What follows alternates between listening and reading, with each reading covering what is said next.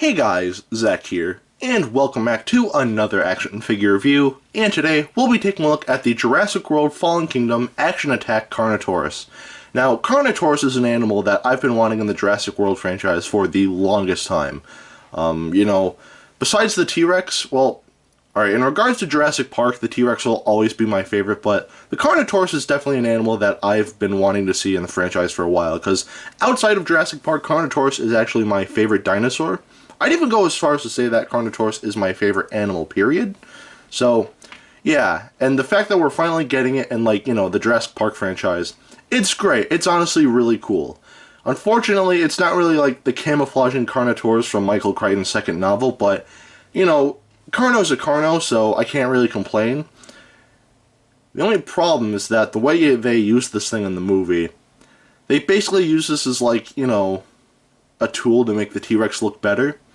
Because you have the scene with the volcano erupting, where, the Carno, it's attacking the group, and then the T-Rex comes out of nowhere and kills it. And then you have the end where one of the characters dies, and then, the Carnotaur was about to kill it, and then the T-Rex just came along and just, Again, I really don't like how they used the Carno in this movie. Hopefully it gets much more respect in Jurassic World 3, if it does show up there, but, one can only hope, so, yeah. Anyway, with all that out of the way, let's just get into this. So, first we'll take a look at the painting on this figure, and the painting on this figure is actually not half bad. Not perfect, mind you, but not half bad at all. So, as we can see here, most of the body is this reddish color, and we do kind of have, a very dark shade of, almost like a brownish, almost purplish color, which does look nice on the leg here as well and on the back of the figure. Unfortunately, it doesn't really continue throughout the tail, it just kind of ends there, unfortunately. And this is almost like a Demon Carnotaurus sort of color scheme, where, instead of it being red here, just replace the red with black and the brown here with red, and you'd have almost like a Demon Carnotaur color scheme going on, which I think is really cool. And I also really think that the white underneath here is also something that the Demon Carnotaurus had, so yeah, that's something I really appreciate. The animal itself didn't have this in the movie, so I think they based this Carnotaur off of concept art, so yeah. Anyway, going to the toenails here, we can see that the toenails are painted like a grayish color, and I kind of forgot to paint a little bit there, which is a little unfortunate. And the fingernails here are not painted, but that's actually not so much a problem because I don't believe Carnotaurus actually had fingernails. I could be wrong about that, or at least with this figure here, I could be wrong. Either they're very small and I can barely see them, but either way, that doesn't bother me as much as it would with any other theropod figure, so can't really complain there. But anyway, going to the head, we can see that the eyes are painted black. And what they did was they just made the pupils the same color as the red on the body, because, just to give it a pupil, which I think looks kind of dumb. I don't know if you can see it on camera, it might be a little tough to see, but maybe it's better on the other side, maybe? It kind of is. If you look closely, you can kind of see it, but, it's not there 100%. There's a little bit of it there, but, yeah. Anyway, going to the inside of the mouth, we can see that the teeth here are painted a bonish white, and the rest of the inside of the mouth is painted a pinkish color, which again looks very nice, looks pretty glossy and wet, and I do like that, so, yeah. And again, here's the new Jurassic World logo and the scan code. And that is pretty much it for the painting on this figure. The painting on this figure is not bad at all. There are some spots where they definitely could have improved, but for the most part, the painting here is pretty solid. So the paint, I'd say, gets a pass. Now we'll take a look at the articulation. And the articulation on this figure is a little above average in terms of Jurassic World Fallen Kingdom theropod figures. So let's just quickly go over that. So of course the legs can move 360. And the legs can spread like so. The tail here is on a ball joint, so you can kind of twist it around and whatnot, so yep. The arms can move forward to that much, and this figure in the box had the arms like this, but that looks really stupid, so I think I'm just going to keep it like the traditional Carnotaur arms. So, yeah. And we have a button right here. And basically what you do is you push that, and it chomps. And not gonna lie, that looks a little stupid, and it does kind of get stuck sometimes. But it's fine, I guess. And this is something I forgot to point out when I was talking about the paint, which I probably should have, but for some reason there's a little white speck on the back of this osteoderm right here, which I think is kind of weird, but it's there. And there's nothing I can really do about that. I could, like, maybe try to scrape it off, but that probably won't do a whole lot. But, yeah. Also, something I almost forgot to point out, the ankles here are on swivels.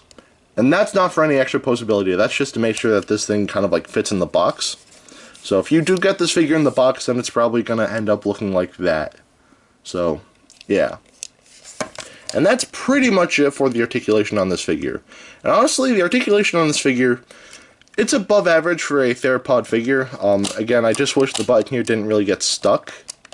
And the gimmick here does look a little stupid, but, you know, it's above average for a Jurassic World Fallen Kingdom theropod figure. So, the articulation, I'd say gets 3/4 of a pass, mainly because of this.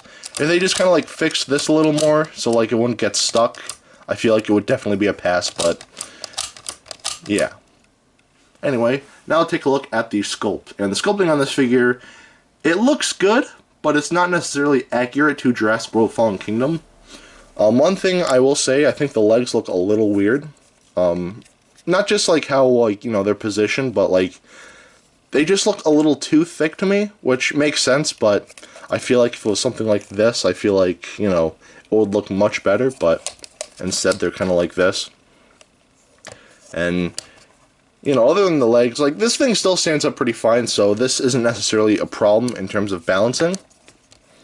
But the overall sculpt itself is not accurate to Fallen Kingdom, because they actually based this figure off of a concept art for the Carnotaurus. In fact, they were originally going to use an animatronic for the Carno, or they had, like, some sort of puppet, but they ended up not using it, and they decided to just change the model last minute, so, yeah. Which, I'm not gonna lie, I feel like I would have liked the original. I would have liked to see the original model. I like how the Carnotaurus looks, you know, in the final version of Fallen Kingdom, but I definitely would have liked to see how it would have looked like in motion, the original model, so, yeah.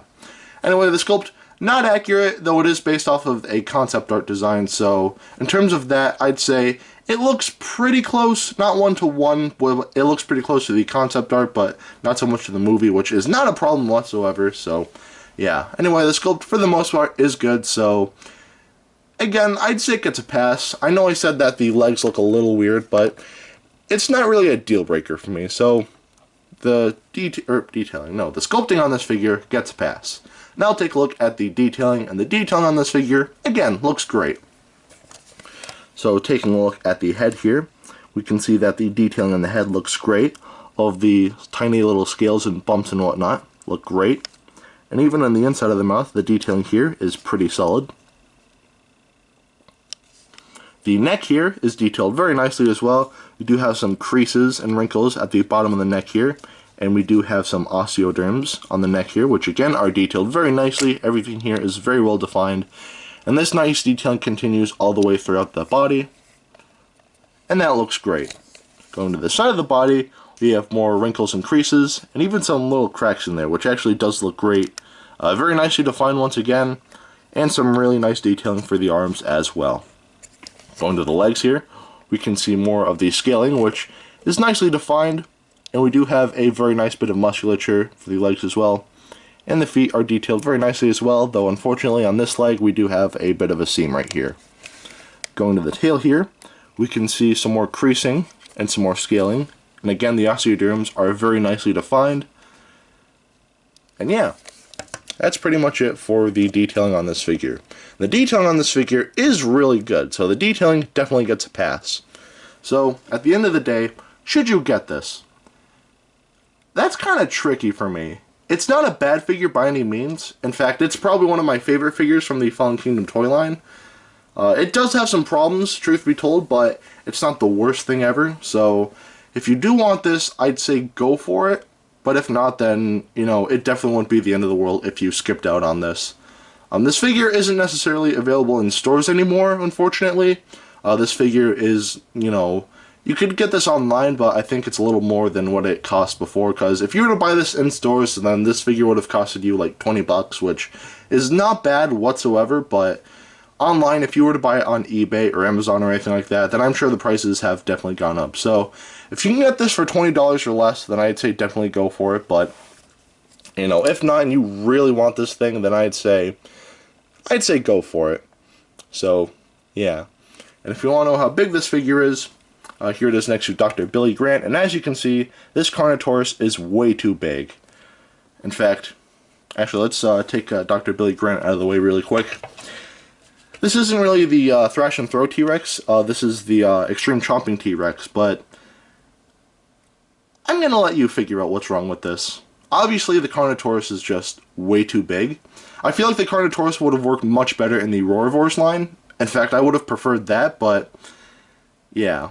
Have the Carnotaurus in the Roarvor's line and have the Allosaurus in the Action Attack line. I feel like that would work much better because not only because, the scaling would make a lot more sense, but, the Allosaurus actually was an enemy of the Stegosaurus, so, again, that would just make a lot more sense, The Carnotaurus is way too big, so if you want to scale with all of your other Jurassic World Fallen Kingdom figures, then, well, unfortunately, that's not really going to happen, so, yeah. And the newer Carnotaur figures that they're making for the Primal Attack line are actually a little bigger than this, so, yeah. I probably won't get those by any means, but, they're there, and I'll definitely acknowledge them, so, yeah. Alright, now that is it for today. Have a great rest of your week, and I will see you in the next video. Peace, Zack out.